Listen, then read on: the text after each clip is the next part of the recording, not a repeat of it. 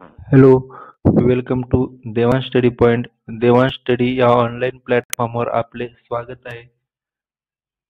तर देवांश स्टडी ही एक best career option आहे की यामध्ये येणाऱ्या आगामी महाराष्ट्र वन विभाग भरती 2024 तसेच झेडपी भरती अ, ब, क व ड भरती यासाठी बेस्ट ऑप्शन म्हणून देवांश स्टडी पॉइंट यावर तुम्ही विषयाची परिपूर्ण तयारी करू शकता की यामध्ये 7798445987 या नंबरला तुम्ही जॉईन हा मेसेज सेंड केल्यानंतर ऑटोमॅटिकली तुम्हाला एक डेमो आणि पे ग्रुपची लिंक सेंड होईल की यामध्ये तुम्ही जॉईन होऊन विषयाची परिपूर्ण तयारी करू शकता. त्यानंतर तसेच आगामी येणाऱ्या फेब्रुवारी या महिन्यापासून आपण 10वी आणि 10वीसाठी मॅथ आणि सायन्स तसेच 12वीसाठी फिजिक्स याविषयी टेलिग्राम चॅनल जॉईन करून तुम्ही 10वी आणि 12वीच्या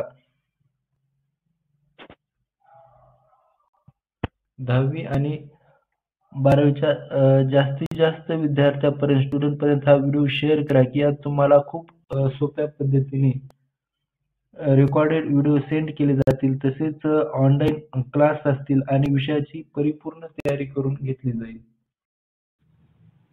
चला तर पाहूया वन नेशन वन इलेक्शन याविषयी काही माहिती. नुकतेच श्री रामनाथ कोविंद पूर्व राष्ट्रपती यांच्या अध्यक्षतेखाली 2 सप्टेंबर 2023 ला कमिटी बसवली. यामध्ये 8 मेंबर होते. तर 2009 ते 2024 या कालावधीमध्ये 36 ते 38 वेळा निवडणुका झाल्या. वन नेशन वन इलेक्शन लागू असते तर कमीत कमी 5 ते 6 इतक्या वेळा इलेक्शन झाले असते.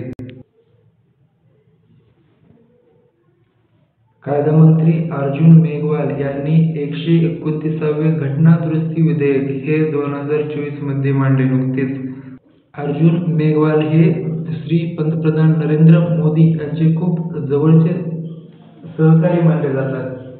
अर्जुन मेघवाल हे 1982 मध्ये त्यांची IAS म्हणून निवड झाली होती आणि ते सध्या कायदा मंत्री आहेत.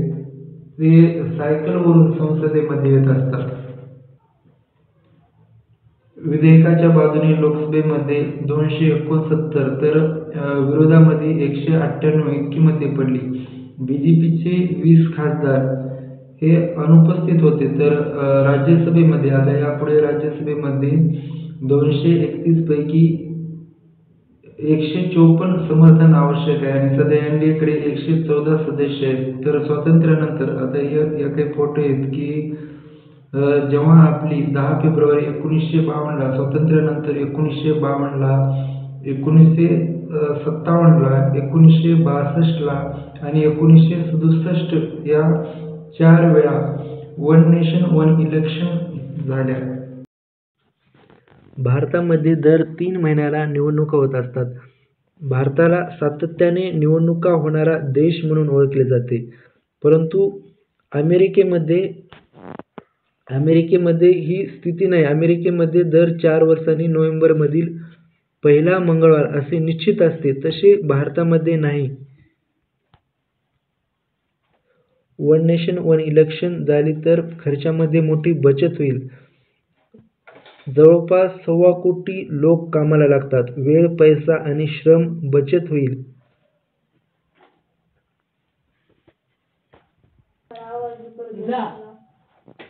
वन नेशन वन इलेक्शन लागू झाल्यानंतर 2029 मध्ये कलम 172 नुसार राज्य शासन विधानसभा मुदतीपूर्वी विसर्जित करू शकतात. काही विधानसभा या 2 ते 3 महिन्यांपूर्वी विसर्जित होतील तर काही विधानसभा 13 ते 17 महिन्यांपूर्वी विसर्जित होतील. आता हा खर्च आहे की 2024 मध्ये 1.35 लाख कोटी रुपये खर्च आला होता. परंतु हाच खर्च 1952ला जेव्हा पहिली निवडणूक झाली तेव्हा फक्त 10.45 कोटी रुपये इतका खर्च आला होता. अमेरिकेलाही 2024ला भारताने अमेरिकेलाही मागे टाकले. 2024 ची निवडणूक जगातील सर्वाधिक महाग निवडणूक ठरली.